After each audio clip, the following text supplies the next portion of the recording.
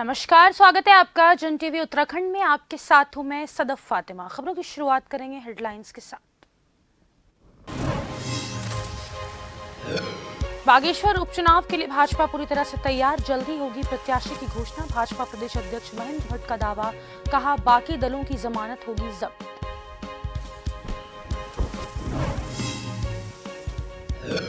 सचिवालय अधिकारी एक ही सरकारी वाहन का करेंगे इस्तेमाल, दो सरकारी वाहनों के इस्तेमाल करने पर लगी रोक। राज्य संपत्ति विभाग ने निकाला आदेश।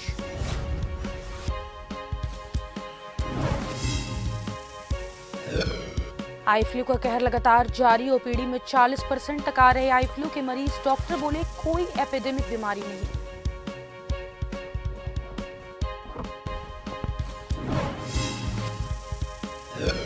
हल्द्वानी शहर में पालतू कुत्तों का पंजीकरण हुआ अनिवार्य, नहीं कराने पर होगा चालान। अब तक 280 लोगों ने करवाया पंजीकरण।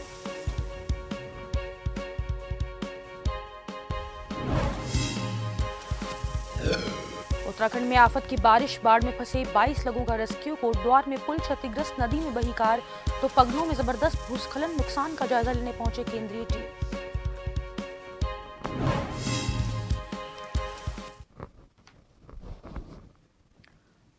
और अब देखेंगे खबरों को विस्तार से। बागेश्वर उपचुनाव के लिए उत्तराखंड भाजपा पूरी तरह से तैयार है। वहीं भाजपा प्रदेश अध्यक्ष महेंद्र भट्ट की माने तो पार्टी स्तर पर जल्द ही प्रत्याशी की घोषणा की जाएगी। बीजेपी प्रदेश अध्यक्ष ने कहा कि मैं विश्वास के साथ कह सकता हूं कि पूर्व के मुताबिक इस बार अधिक मतों से भाजपा प्रत्याशी बागेश्वर उपचुनाव में विजय होंगे। भाजपा प्रदेश अध्यक्ष ने कहा कि इस उपचुनाव में सभी विभिन्न दलों की जमानत जब्त होगी।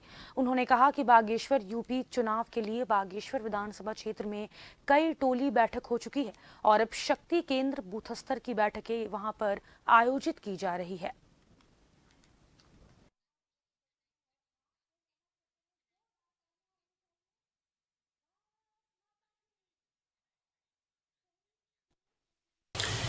भारतीय जनता पार्टी बागेश्वर उपचुनाव के लिए तैयार है। हमारी चुनाव प्रबंधन की टोली बागेश्वर एक माह पूर्व हमने पहुंचा दी थी।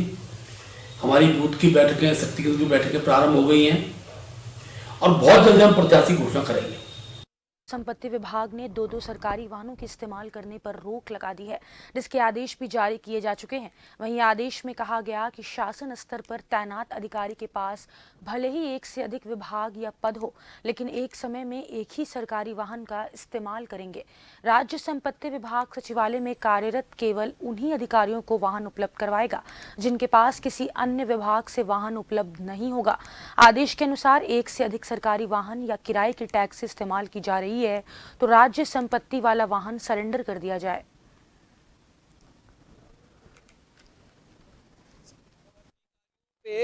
जो मिसयूज गाड़ियों का इस्तेमाल होता है उसमें तत्काल प्रभाव से रोक लगा दी गई और ऐसे ही सभी जगह होनी चाहिए। चाहे मंत्रीगण भी है, मंत्रीगण को भी जब सरकारी गाड़ी मिलती है उसी का इस्तेमाल होना चाहिए, न कि विभागीय गाड़ियां भी फिर उनको दी जाए। ये इसमें भी रोक होनी चाहिए। ये कानून एक जैसा होना चाहिए। वो कर रहे हैं मुख्यमंत्री जी, मैं बधाई देता हूं और उनको बार बार धन्यवाद ज्ञापित करना चाहूंगा कि ये सख्त निर्णय आपने अगर लिया है, इसके लिए बहुत बहुत जनता आपका आभार व्यक्त करेगी।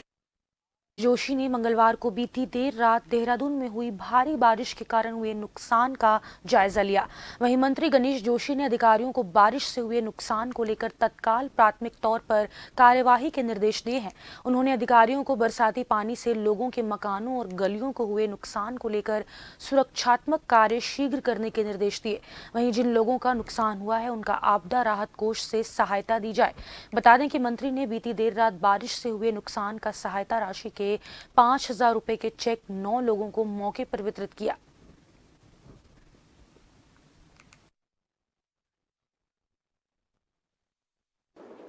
इस आपदा की घड़ी में पुष्कर सिंह धामी की सरकार इन आपदा पीड़ितों के साथ में खड़ी है। कहीं भी होगी तो हम उनकी मदद के लिए खड़े हैं और क्योंकि भारतीय जनता पार्टी की सरकार, जनता के द्वार इस नारे को लेकर काम करती है और चाहे माननीय मुख्यमंत्री जी हों, चाहे हमारे मंत्रीगण हों, विधायक हों, अगर कोई ऐसी घटना होती है तो स्वयं मौके पर होती है। कोटद्वार क्षेत्र में लगातार हो रही भारी बारिश से नदी नाले उफान पर हैं, जिसकी वजह से पन्याली गदेरे का पानी पुलों के ऊपर से बह रहा। देवी रोड पर स्थित पुल भी क्षतिग्रस्त हो गया है। देवी रोड पर मलबा ही मलबा जमा हो गया है, जिस वजह से आवाजाही भी पूरी तरह से बंद कर दी गई। साथ कोड़िया इलाके में आर्मी गब्बर सिंह कैंप का पिलर भी इस बारिश की भेंट चढ़ गया। पन्याली गदेरे इतना उफान पर बह रहा कि पानी घरों तक में घुस गया है।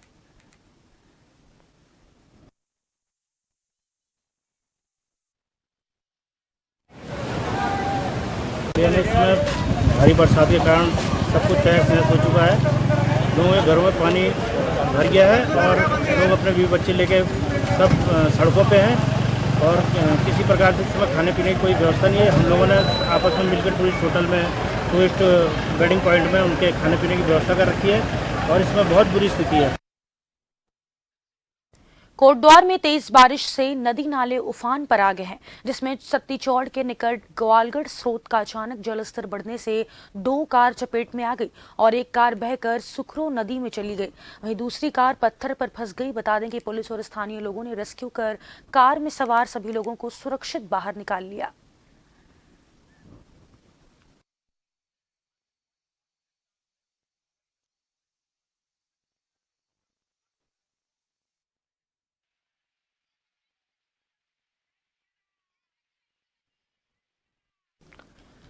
कोटद्वार की मालन नदी पर बना वैकल्पिक पुल पर 22 लोग फंस गए थे। वहीं बारिश बहुत तेज होने के कारण पानी पुल के ऊपर से होकर गुजर रहा था। वहीं से आवाजाही कर रहे लोग पुल पर फंस गए। बता दें कि सूचना मिलते ही पुलिस और एसडीआरएफ की टीम मौके पर पहुंची और उन्होंने सभी का रेस्क्यू कर सुरक्षित पुल पार करवाया।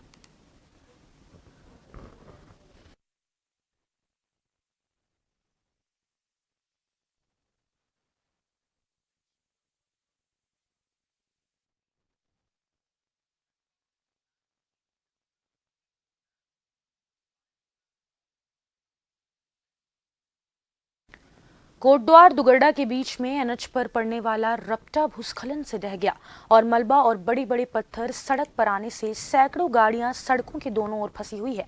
बता दें कि बारिश ने पूरे शहर में तबाही मचा रखी है। पूरे शहर में पानी और मलबे के अंबार लगे हुए हैं। वहीं अभी तक शासन प्रशासन की तरफ से कोई कार्रवाई नहीं हुई।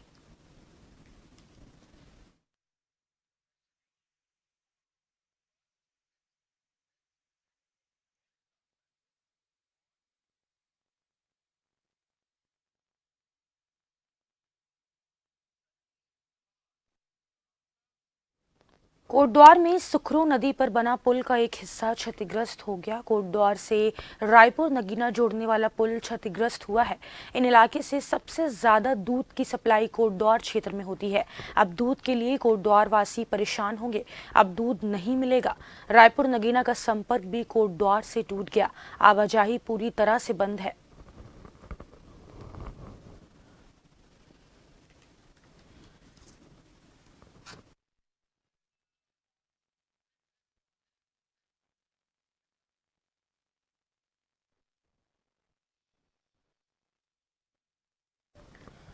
हरिद्वार जिले में बाढ़ से हुए नुकसान का सटीक आंकलन करने के लिए केंद्र की 10 सदस्यीय टीम हरिद्वार पहुंच गई। वहीं एनडीएमए के डायरेक्टर हर्ष गुप्ता की अगुवाई में पहुंची हुई टीम ने जिला कलेक्ट्रेट सभागार में जिला प्रशासन के अधिकारियों के साथ बैठक कर जिला आपदा से हुए नुकसान के असेसमेंट के बारे में जानकारी ली। वहीं इसके बाद टीम ने बाढ़ प्रभावित क्षेत्रों का स्थलीय निरीक्षण करने हित्तमपुर गांव पहुंची। बता दें कि 3 दिनों तक हरिद्वार जिले के कई हिस्सों का भ्रमण करने के बाद केंद्र और राज्य सरकार संयुक्त टीम सरकार को अपनी रिपोर्ट सौंपेगी। जिलाधिकारी धीराज सिंह गर्ब्याल ने बताया कि हरिद्वार जनपद में आई बाढ़ से कई सड़कें, पुल और बांधे क्षतिग्रस्त हुए हैं। इसके साथ ही किसानों की फसलों को भी भारी नुकसान हुआ है।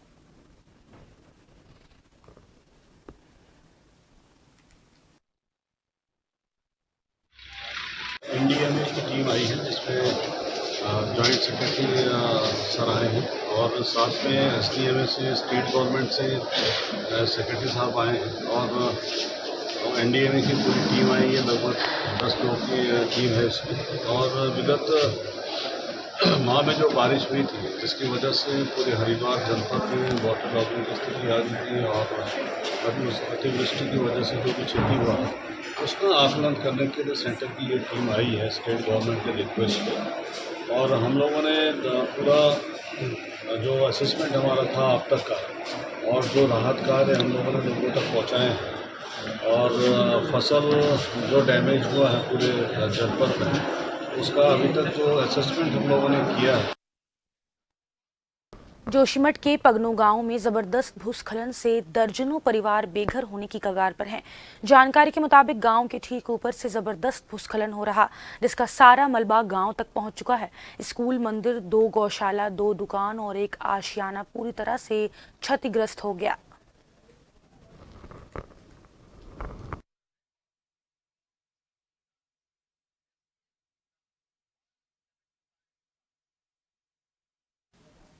एक छोटे से ब्रेक के लिए रुकेंगे, फौरन लौटेंगे। देखते रहें जन टीवी।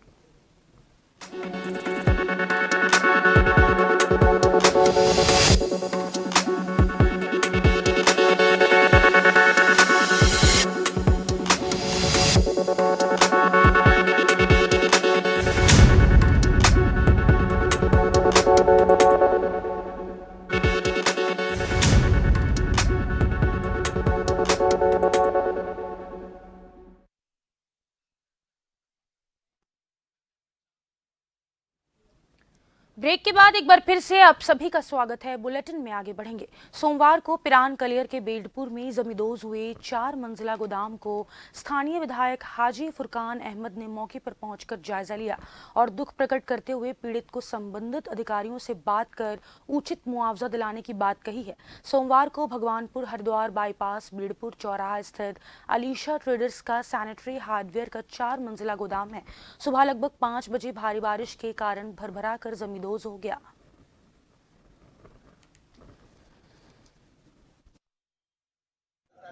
अभी बेल्डपुर चौराहे पर इमली रोड पर जो इंतजार भाई का यहाँ पर गोदाम था, अभी देखा क्योंकि कल ये हादसा हुआ। कल मुझे मालूम नहीं, आज ही मेरे साथियों ने मुझे बताया तो मैंने मौके पर आकर देखा। वाकई बहुत नुकसान है क्योंकि बहुत सारा कीमती सामान इसमें भरा हुआ था और एक बहुत ज़्यादा नुकसान हुआ। तो इसमें मैंने अभी भी एसडीएम से बात करने की कोशिश की, अभी उनका बिजी चल रहा है। एसडीएम साहब से भी और डीएम साहब से भी और जहाँ भी और अधिकारी से बात करनी पड़ेगी, बात करेंगे और इनकी मुआवजे की मांग करेंगे क्योंकि बहुत नुकसान है। मानो तो सुबह मेरे को 6 बजे फ़ोन गया, कहने लगा प्रधान जी तुम्हारे गोदाम की कुछ दीवारें गिर गई, तुम आ जाओ। मैं मौके पर आकर देखा यहाँ से 6:30 बजे के लगभग, तो देखो तो क्या पूरा ही गोदाम गिरा हुआ। फिर मैंने अपने जानने वालों को, अधिकारियों को, सबको फ़ोन कराया तो देखा तो पूरी बिल्डिंग मेरी ध्वस्त हुई। A to Z सामान सारा, 4थी मंजिल थी, 3 मंजिल तो लेंटर की, 4थी मंजिल इसकी थी जो ममटी थी और ममटी के सामने चादर पड़ी हुई। ये जो सामान पड़ा ना A to Z, ये सिर्फ 4थी मंजिल का, बाकी सारा सामान A to Z इसके अंदर पड़ा। कितना का नुकसान होगा ये? ऐसा होगा 4 करोड़ के लगभग सामान। देश प्रदेश में निरंतर आई फ्लू लोगों में फैल रहा है, जिसको लेकर दून अस्पताल के पूर्व सीएमएस और नेत्र विभाग के एचओडी डॉक्टर यूसुफ रिजवी ने बताया कि पिछले महीने में लगभग दून अस्पताल नेत्र विभाग की ओपीडी में 100 में से 8 मरीज आई फ्लू के होते थे। लेकिन बात करें आज के समय की तो लगभग 30 से 40% लोग आई फ्लू के पाए जा रहे, जिसको लेकर लोगों को घबराने की आवश्यकता नहीं है क्योंकि यह कोई एपिडेमिक बीमारी नहीं है। वहीं डॉक्टर यूसुफ रिजवी ने लोगों से आग्रह किया है कि वह बिल्कुल आई फ्लू को लेकर ना घबराए। वहीं लक्षण पाए जाने पर चिकित्सालय जाकर आंखों के डॉक्टर के पास जरूर चेकअप कराएं।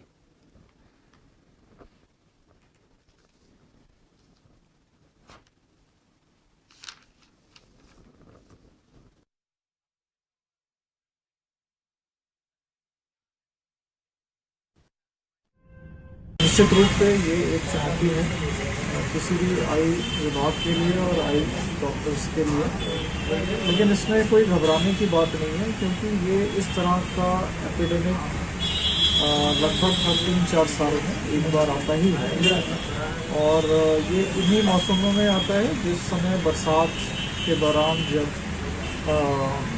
एटमॉस्फेयर में जो नमी होती है, जो ह्यूमिडिटी होती है, काफ़ी ज़्यादा बढ़ जाती है। तो ये वायरस के लिए बड़ा अनुकूल इसके अंदर एटमॉस्फेयर होता है, एनवायरनमेंट होता है। हल्द्वानी में अब नगर निगम ने पालतू कुत्तों का रजिस्ट्रेशन अनिवार्य कर दिया है। वहीं अब तक करीब 280 लोग पंजीकरण भी करवा चुके हैं।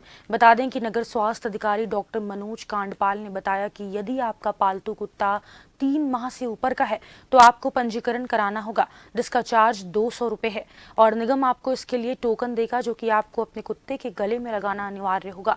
उसके बाद हर प्रत्येक वर्ष उसके नवीनीकरण के लिए 50 रुपये देने होंगे। वहीं यदि आपका कुत्ता बाहर बिना टोकन के यदि बाहर खुला मिलता है तो उसके मालिक पर 500 रुपये का जुर्माना लगाया जाएगा और दोबारा गलती करने पर यह डबल हो जाएगा और तीसरी बार ऐसा पाए जाने पर 2000 का चालान किया जाएगा।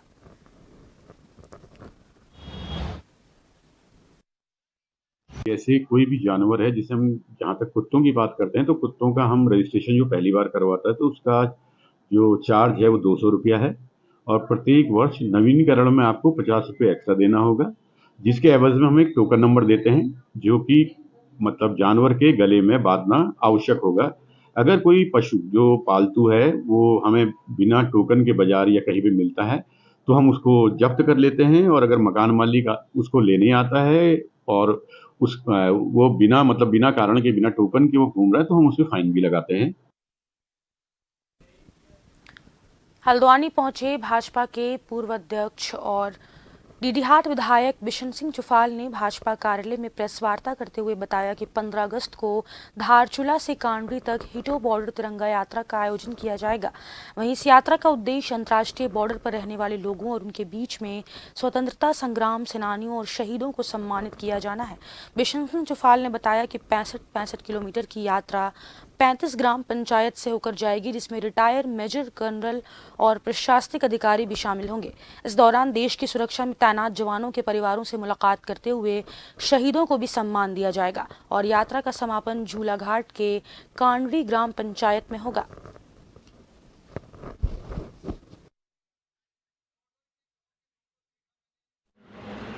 जो ये यात्रा है तिरंगा यात्रा, यह तिरंगा यात्रा हमारी धारचूला से झूलाघाट तक यात्रा शुरू होगी।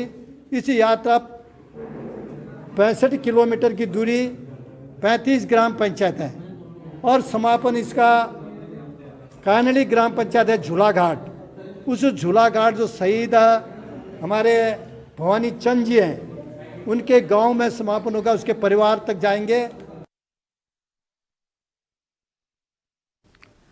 हरिद्वार के शहर कोतवाली में हुए हत्याकांड का एसएसपी हरिद्वार अजय सिंह ने खुलासा किया। बताया कि मृतक आकाश ने चोरी का प्रयास किया था, जिससे दोनों अभियुक्तों ने मृतक को मौके पर रंगे हाथों पकड़कर उसकी पिटाई कर दी।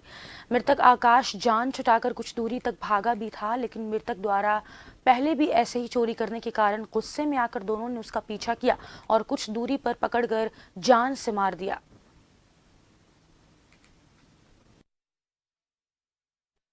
बताया कि उसके 5000 रुपए एक झोपड़ी है जहाँ पर एक लेडी रहती है भगवती नाम की, जो शराब का काम भी करती है, तो वहाँ पर शराब पीने के बाद उसके 5000 रुपए गायब हो गए थे और उसको ये बताया गया कि उसके 5000 रुपए मुकेश द्वारा निकाले गए, जो जिसका नाम मोगली भी था। तो उनकी मारपीट हुई और मारपीट में उसको चोट पहुंची, जिससे उसकी मृत्यु हो गई थी। डेड बॉडी को ठिकाने लगाने के लिए दोनों महिला और मुकेश था, इन्होंने इसकी डेड बॉडी को रेलवे ट्रैक पर डाल दिया कि ये समझकर कि अन्यत्र कारणों से इसकी चोट लगने से पुलिस गुमराह हो जाएगी। इसमें जो नामजद थे इनका नाम हटा दिया गया, 2 लोग की गिरफ्तारी कर ली गई। उन्होंने बताया कि उसके 5 गदरपुर गैस एजेंसी में उस समय हड़कंप मच गया जब खाद्य आपूर्ति विभाग की टीम ने गदरपुर गैस एजेंसी के आसपास ब्लैक में घरेलू गैस सिलेंडर बेच रहे दलालों के गैस सिलेंडर जब्त कर लिए। बता दें कि कई बार शिकायतें मिलने के बावजूद व्यवस्था में सुधार न होने के चलते खाद्य नागरिक आपूर्ति विभाग के उपायुक्त जिला पूर्ति अधिकारी विपिन कुमार के नेतृत्व में एक टीम ने अचानक गदरपुर गैस एजेंसी पर छापा मार दिया, जहां एक दुकान में रखे 17 घरेलू गैस सिलेंडर को जब्त कर लिए। तो वहीं सिलेंडर मालकिन ने टीम से अभद्र व्यवहार भी करने का प्रयास भी किया, लेकिन टीम की सख्ती के चलते उसकी एक ना चली। टीम ने 29 सिलेंडर जब्त किए और मामले की जांच की जाएगी। साथ ही जो भी एजेंसी कर्मचारी गैस सिलेंडर ब्लैक में संलिप्त होगा उसके विरुद्ध भी कार्रवाई होगी।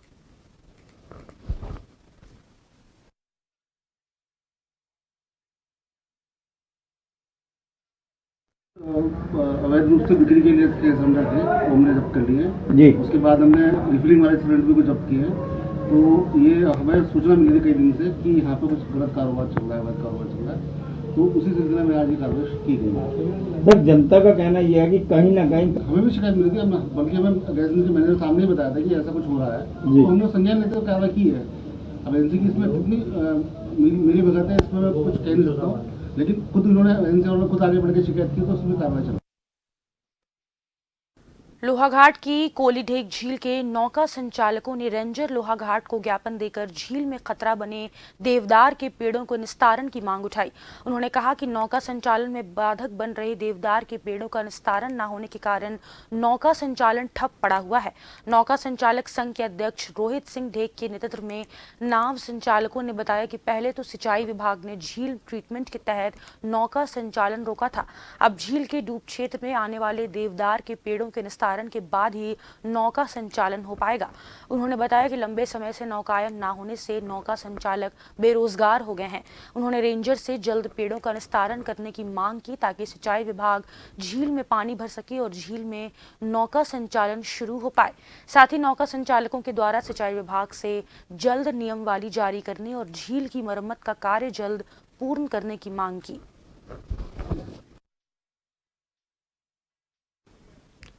और इसी के साथ जन उत्तराखंड में बस इतना ही। मुझे दीजिए इजाजत। नमस्कार।